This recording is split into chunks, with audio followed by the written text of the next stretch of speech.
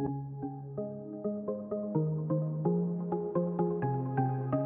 everyone, I'm Kat and welcome to my channel, Naturally Beautiful Girl.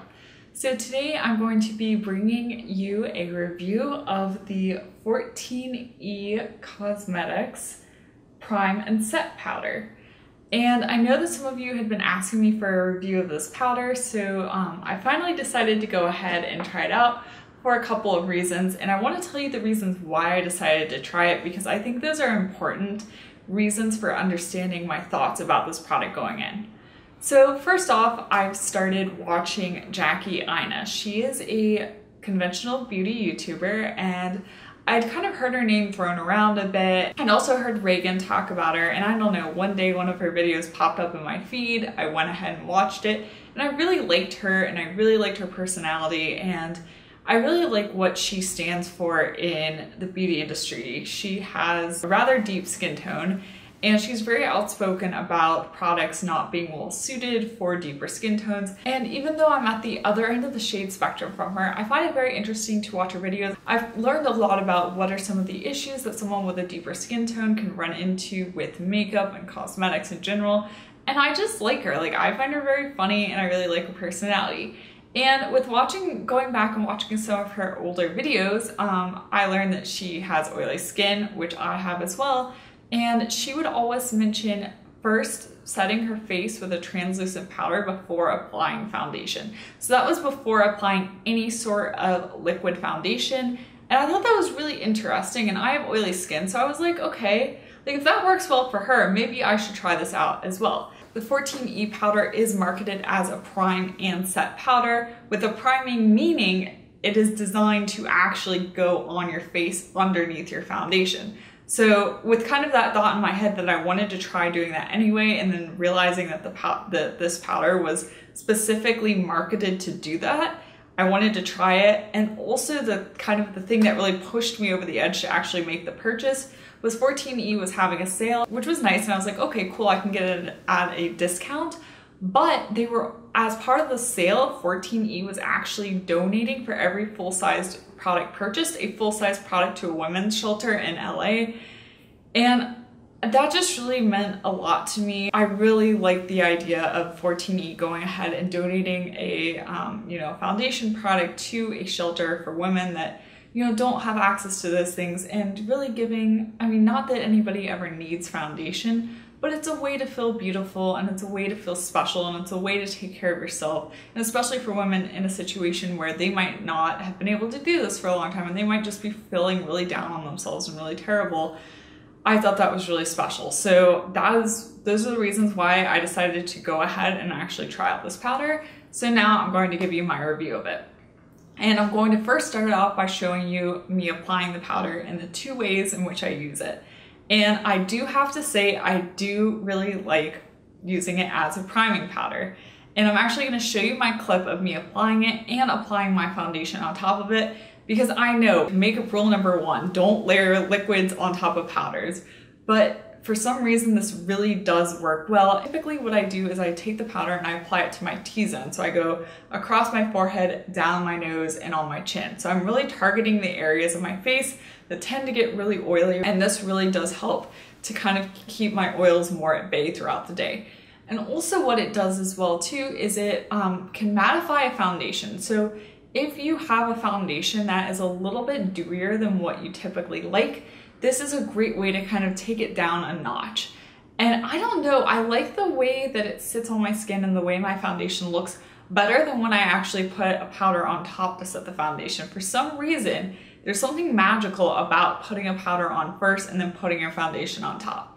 And if you have dry skin, you might not like that, but if you have oily skin, I really recommend going ahead and trying that out. And this powder, I haven't tried it with any other powder yet. I've really fallen in love with using this powder in that particular way. So if you are interested in that process and using a powder as a primer, then this powder does work really well for that.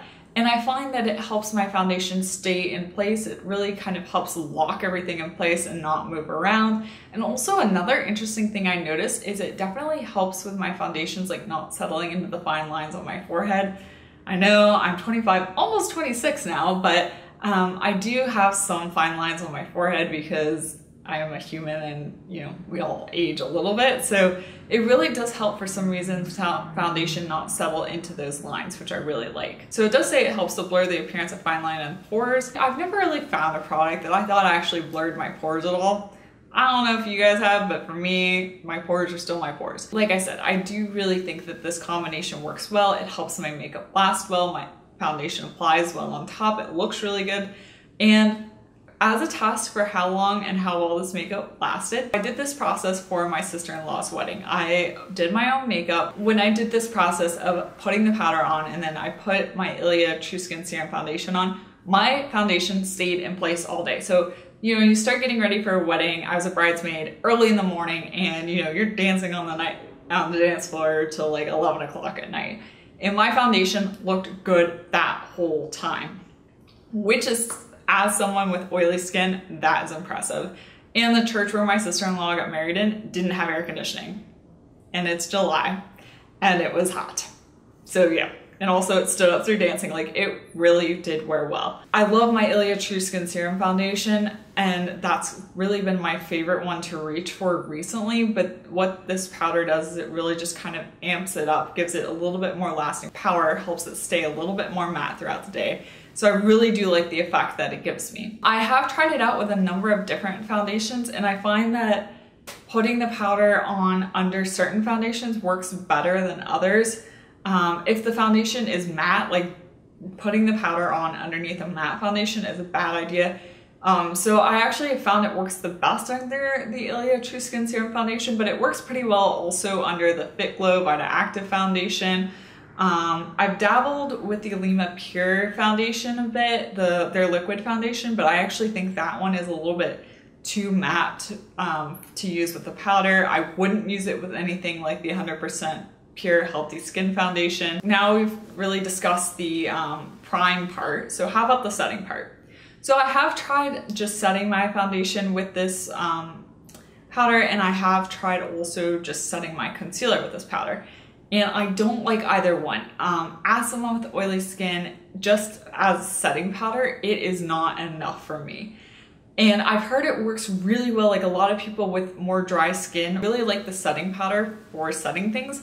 But you know, if you have oily skin like me, you know that like a lot of what people with drier skin do to set things is just inadequate for people with oily skin, because like everything just gets oily, everything moves around, things tend to crease, things tend to break apart. So this for me didn't work for setting my foundation, but I did try baking with it. So I've been messing around with the new Fitglow Conceal Plus, and I'll link my video reviewing that up above.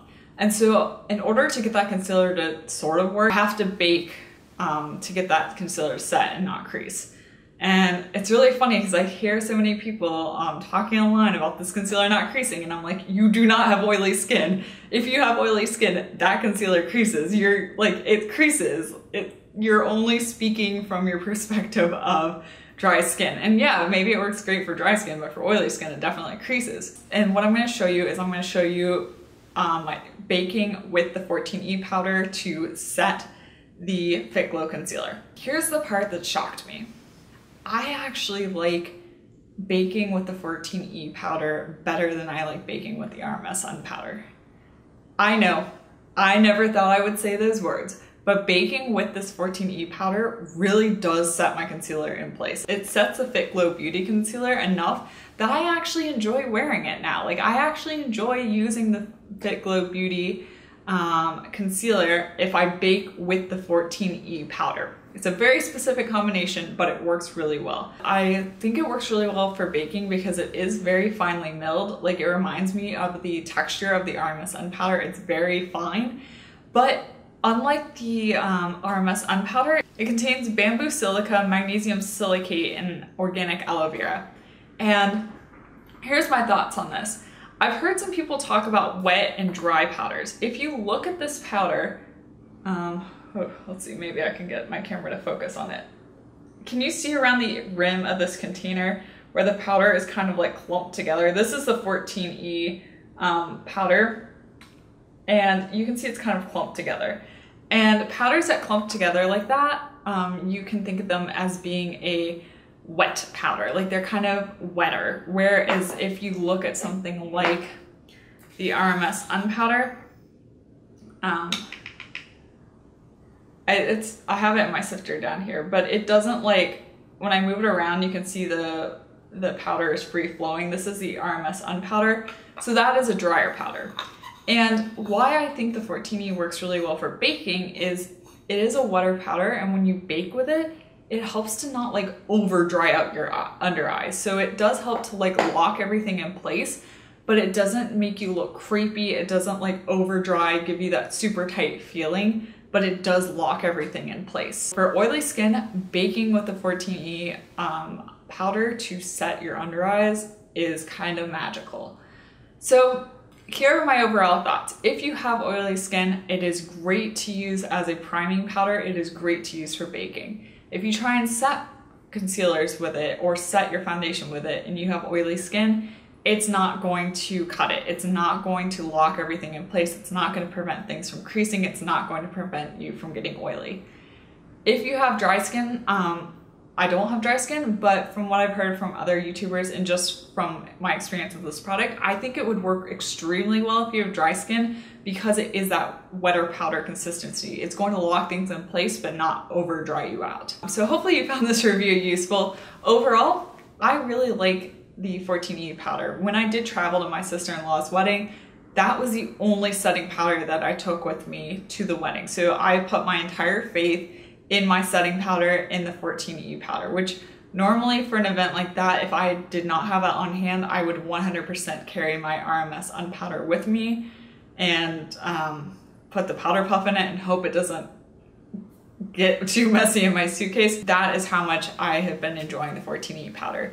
Also, I have to say the other positive about the 14E powder is that it does come with a locking sifter, so I don't have to worry about it getting messy in my suitcase. So it was very easy to travel with for that reason that it did have a locking sifter. Hopefully this answered your questions you had about how the 14E powder works for oily skin. If you have any more questions, be sure to leave those for me in the comment section down below. I am 1 week away from finishing up the course I've been teaching all summer, so I am very happy to have some free time back and to be able to spend more time answering your comments, because I know I've gotten really behind on answering comments on YouTube, and it has simply just been with my course. It has been either the option of putting out new content or answering comments, and I personally thought you guys would probably enjoy having new content more than me answering comments, so I'm hoping to get back to answering your comments very soon. If you like this video, be sure to give it a thumbs up and subscribe to my channel. Also be sure to hit the notification bell so you're notified of when I post new videos. And as always, make sure you leave comments down below about what you want me to review, because you guys suggested this and I finally did it and it's awesome, and I'm really glad I took your suggestion and decided to try this out. So thank you so much for doing that. Also check out my Instagram. I'll have my handle down below. I'm at naturallybeautifulgirl. And thank you so much for watching, and I will see you next time. Bye!